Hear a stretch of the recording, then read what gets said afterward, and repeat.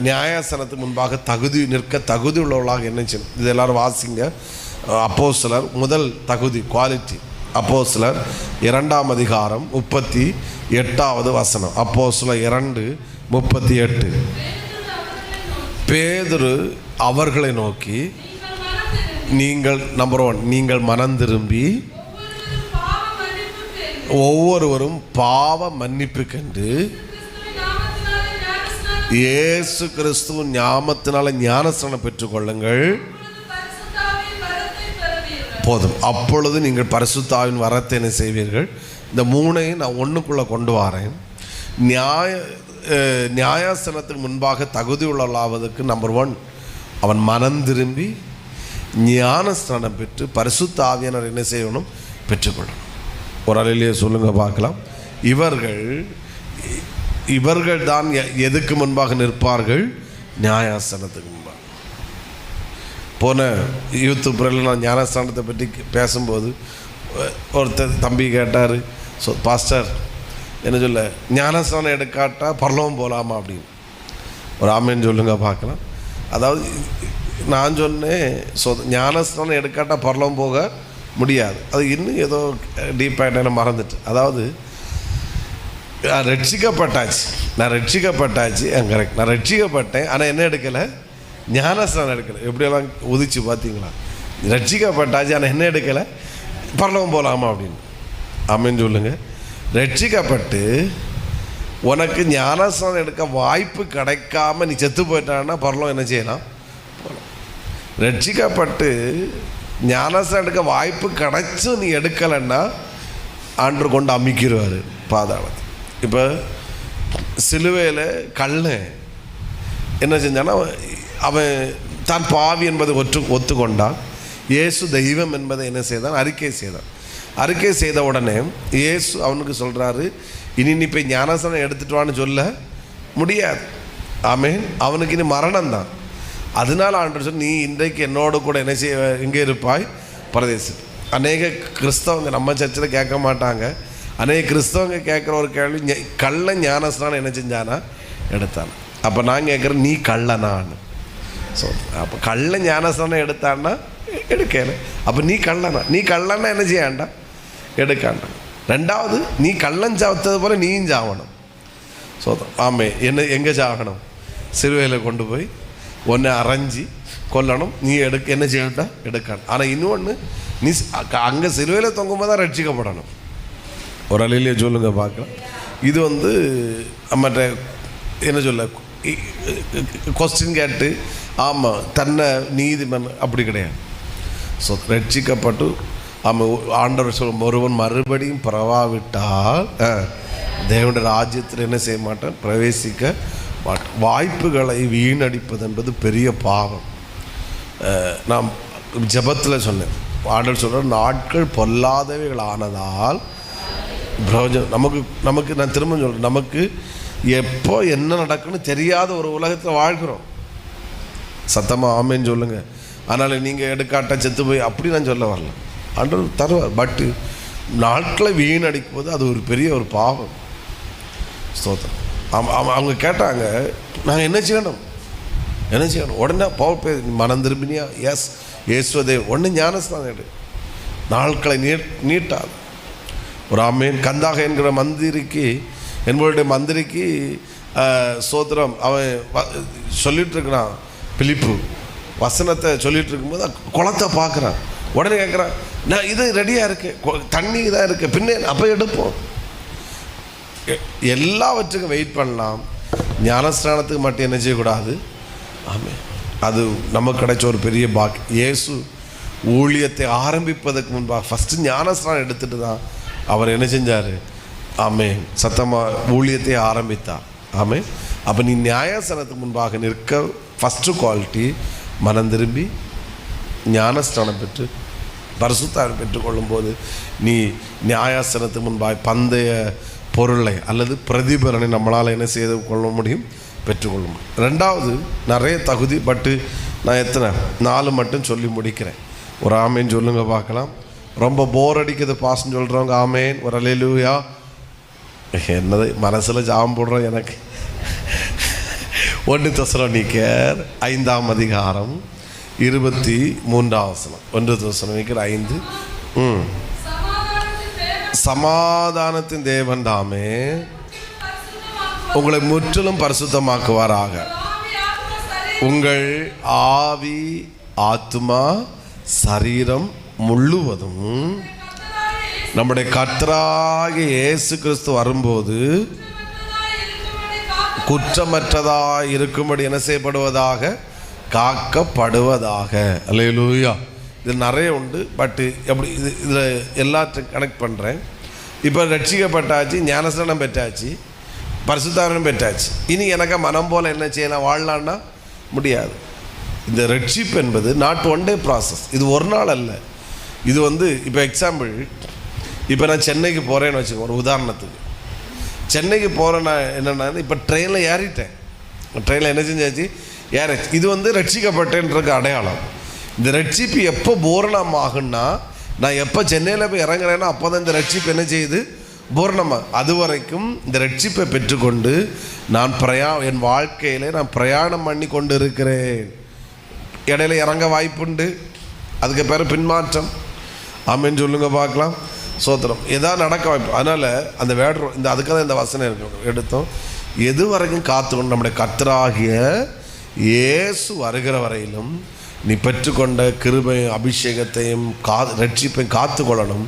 உடைய ஆவி ஆத்துமா சரீரம் குற்றமற்றதாக என்ன செய்யப்பட வேண்டும், காக்கப்பட வேண்டும். சத்தமாக ஒரு ஆமென். ஹல்லேலூயா. அப்போது நியாயஸ்தலத்துக்கு முன்பாக நிற்பதற்கு செகண்ட் குவாலிட்டி நிறைய உண்டு. செகண்ட் குவாலிட்டி, என்னுடைய ஆவி ஆத்மா சரீரம் குற்றமற்றதாக என்ன செய்யப்பட வேண்டும், காக்கப்படும். அது குற்றமற்றதுக்கு இன்னொரு வேட பிராக்கெட்டில் எப்படி வேணால் எழுதிக்கணும், பரிசுத்தமாக என்ன செய்யப்பட வேண்டும், காத்து. பாவிகளுக்கு பரலோகத்தில் இடம் இல்லை, பரிசுத்தவான்களுக்கு மட்டுமே பரலோகத்தில் இடம் உண்டு. அல்லேலூயா. இந்த உலகம் என்னை பரிசுத்தமாக்குகிற ஒரு இடம். ஹல்லேலூயா. சத்தமாக ஒரு அலையிலே சொல்லுங்கள் பார்க்கலாம்.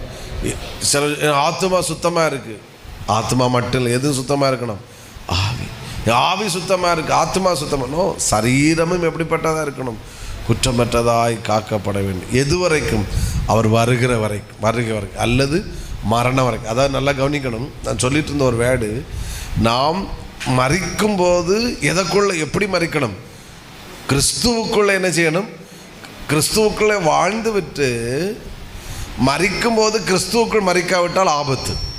ஹலோ, நான் சொல்கிறது தெளிவாக புரியுதா? நீ இப்போ நான் கிறிஸ்துவுக்குள்ளே வாழ்ந்துட்டு அடுத்து பின்மாற்றத்துக்குள்ளே போய் ஒரு மரம் போல் வாழ்ந்து, ஆமேன், இனி மறிச்சா, ஏன்னா உன் சரீரத்தை சாத்தான் எப்போ ஒன்றே பரலோகத்து போடாமல் தடுப்பதுக்கு ஆயத்தமாக இருக்கு. நீ கிறிஸ்துவுக்குள் வாழ்வது மட்டுமல்ல, கிறிஸ்துவுக்குள் என்ன செய்ய வேண்டும், வாயத்திறந்து சொல்லுங்க. இந்த யுத்த காலத்தில் இதையா பிரசங்கம் பண்ண கேட்காதுங்க. இதுதான் பிரசங்கம், இதுதான் உண்மையான சத்தியம். ஒரு அலையிலே சொல்லுங்க பார்க்கலாம். அதனால தான் கிறிஸ்தவர்களுக்கு மட்டும் மரணத்துக்கு மேலே பயமே கிடையாது. ஏன்னா அவங்களுக்கு தெரியும் நீ என்ன சம்பவிக்கும் என்று. அல்லேலூயா.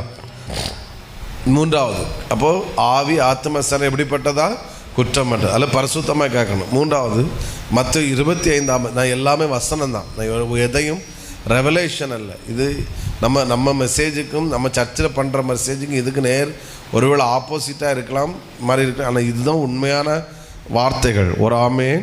மத்தேயு 25:10. அப்படியே அவர்கள் வாங்கி போன போது மணவாளன் வந்து விட்டார்.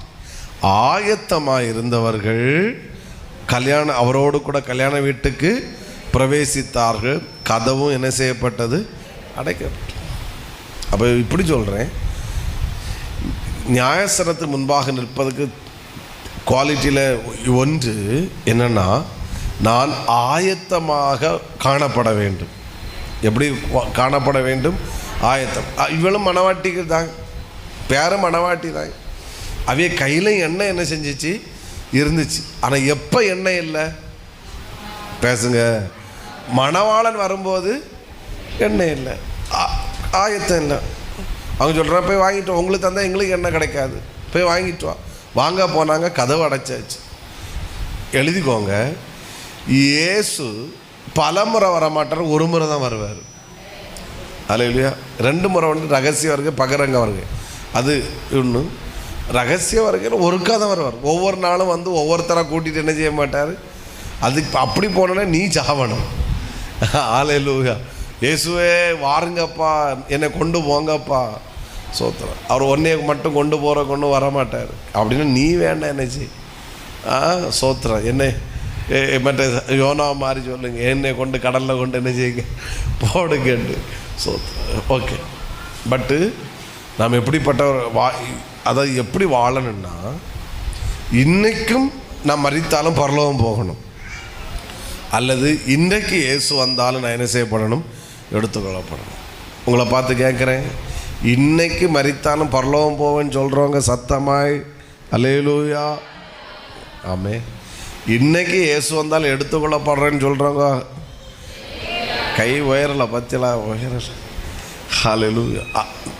அந்த ஃபெய்த்து ஒருபோதும் விட்டுவிடவே கூட மாறவே கூடாது. இன்னைக்கு இயேசு வந்தாலும் நான் என்ன செய்யப்படுவேன், எடுத்துக்கொள்ளப்படுவேன். இன்னைக்கு வந்தாலும் மரித்தாலும் நான் இயேசுவை பரலோகத்தில் சந்திப்பதற்கு ஆயத்தம். ஆமென். 4வது இதை சொல்லி முடிக்கிறேன். 1 கொரிந்தியர் எல்லாம் வசனம் 3 1 கொரிந்தியர் 3 13 14 வாசிக்கிறேன். 1 கொரிந்தியர் 3 13. அவனவனுடைய வேலைப்பாடு வெளியாகும், நாளானது அதை விளங்க பண்ணும், ஏனெனில் அது அக்கினியிலே வெளிப்படுத்தப்படும்.